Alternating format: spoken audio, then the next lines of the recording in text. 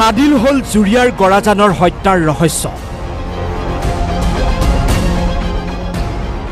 গুণধৰ চৰকাৰৰ পৰিয়ালক হত্যা কৰিছিল বৰজীয়ৰীৰ প্ৰাক্তন প্ৰেমিকে।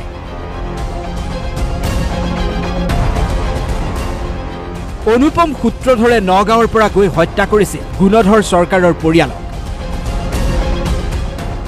গুণধৰ চৰকাৰৰ ঘৰত চিঞৰ শুনিছিল ভতিজাক অমল চৰকাৰে আৰু তাৰ পিছতে অমল চৰকাৰ উপস্থিত হৈছিল খুৰাক গুণধৰ চৰকাৰৰ ঘৰত। তেতিয়ালৈ অনুপম সূত্ৰধৰে হত্যা কৰিছিল গুণধৰ চৰকাৰ কন্যা জয়স্মিতা। গুণধৰ চৰকাৰৰ পত্নীক হত্যা কৰাৰ সময়ত পিছফালৰ পৰা বাধা দিছিল অমলে। যিখন দাৰে অনুপমে হত্যা কৰিছিল সেই দাৰে অনুপমকো হত্যা কৰে অমলে। কপাল ভাল আছিল, ঘৰত সেই সময়ত উপস্থিত নাছিল গুণধৰ চৰকাৰৰ বৰজীয়ৰী। ঘটনাৰ দিনাখন আমাৰ 7:49 জয়স্মিতা আৰু নৱস্মিতাৰ মাজত কমিউনিকেশ্যন হয়। আৰু তাৰ পিছৰ পৰা কমিউনিকেশ্যন নাছিলে আৰু পুলিচে খবৰ পাইছিলে 8:18।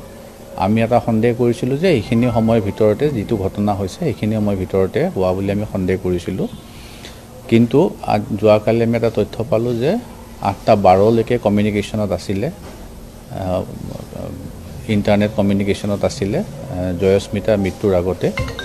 আৰু সেইটোৰ ভিত্তিতে আমি যিজন প্ৰথম ব্যক্তি আছিলে অমল চৰকাৰ, তেওঁক আমি জেৰা কৰোঁ আৰু তেওঁ আমাৰ আগত স্বীকাৰোক্তি দিয়ে যে যেতিয়া তেওঁৰ ঘৰটো সেই ঘটনাস্থলীৰ পৰা 4টা ঘৰ আঁতৰত আৰু তেওঁ পিছফালে যেতিয়া পেচাব কৰিবলৈ গৈছিলে তেতিয়া তেওঁ শব্দ শুনা পায়, চিঞৰ বাখৰ শুনা পায়, তেওঁ ঘটনাস্থলীত যায় আৰু সেই সময়তে তেওঁ প্ৰত্যক্ষ কৰে যে অনুপম সূত্ৰধৰে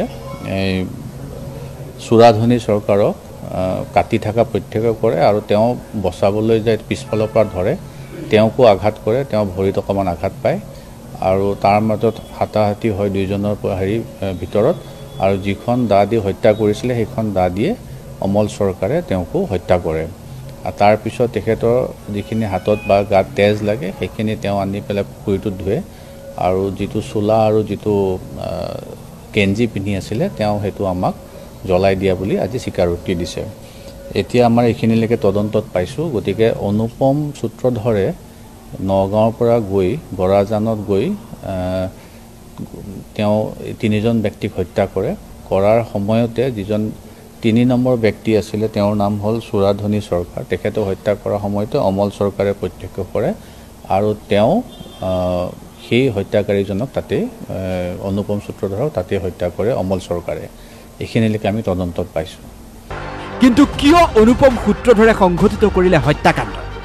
মটিভ আছিলে যে তেওঁৰ 2022 চনত তেওঁলোকৰ এটা ৰিলেশ্যন আছিলে আৰু সেই ৰিলেশ্যনটো বিভিন্ন কাৰণত ব্ৰেকআপ হ'ল। ব্ৰেকআপ হোৱাৰ পিছত তেওঁলোকৰ মাজত FIR কেছ দিও হয় আৰু সদৰ থানাতো কেছ চলি আছিলে। 23 চনত তেওঁলোকৰ FIR দিয়া হৈছে আৰু তাৰপিছত এই বছৰ মে-জুন মাহত তেখেতৰ বিবাহ ঠিক হৈছিলে। বিবাহ ঠিক হোৱাৰ পিছৰে পৰা অনুপম চৰকাৰে বিভিন্ন ধৰণৰ ভীতিগ্ৰস্ত কৰি আছিলে তেখেতক আৰু তেখেতৰ হ'বলগীয়া স্বামীৰ ঘৰত গৈও দাবী ধমকি দিয়া আমাৰ তথ্য আছে, ভিডিঅ' ফুটেজ আছে যে ছোৱালীজনীৰ লগত বিয়া হ'ব নালাগে। আৰু ঠিক তেনেকৈ যোনদিনাখন হত্যা হৈছে সেইদিনাখনো তেওঁ ছুটীত যোৱা কথা আছিলে, ঘৰত থকা কথা আছিলে, কিন্তু পিছদিনাখন তেওঁৰ ছুটী গ্ৰাণ্ট নোহোৱাৰ কাৰণে তেওঁ থাকিবলগীয়া হ'ল কাৰণে তেওঁ ৰক্ষা পৰে। আৰু এই যে কথাখিনি তেওঁ যে আক্ৰোশমূলক এটা মনোভাৱ লৈ আছিলে সেইখিনি বিভিন্নজনৰ ব্যক্তিৰ আগত গৰাজানৰ তেওঁ প্ৰকাশো কৰিছে আৰু যিজন তেওঁ হ'বলগীয়া স্বামী তেওঁকো তেওঁ নিজে অনুপম সূত্ৰধৰে ঘৰত গৈ দাবী ধমকি দিয়াৰো ভিডিঅ' ফুটেজ আছে। অনুপমক বাধা দিবলৈ যাওঁতে অনুপমে দাৰে ঘপিয়াইছিল অমলক। অনুপম সূত্ৰধৰে হত্যা কৰিলে জয়স্মিতা, সুৰাধনী আৰু গুণধৰ।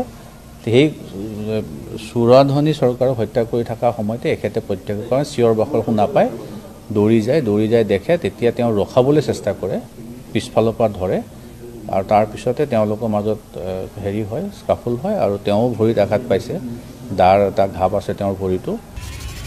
উল্লেখযোগ্য যে গুণধৰ চৰকাৰৰ বৰজীয়ৰীৰ বিয়াৰ ঠিক 4 দিন পূৰ্বে এই হত্যাকাণ্ডটো সংঘটিত হৈছিল। তাৰ পিছতেই SIT গঠন কৰি তদন্ত অব্যাহত ৰখা হৈছিল আৰু অৱশেষত আৰক্ষীয়ে এই হত্যাকাণ্ডৰ ৰহস্য ভেদ কৰিবলৈ সক্ষম হ'ল।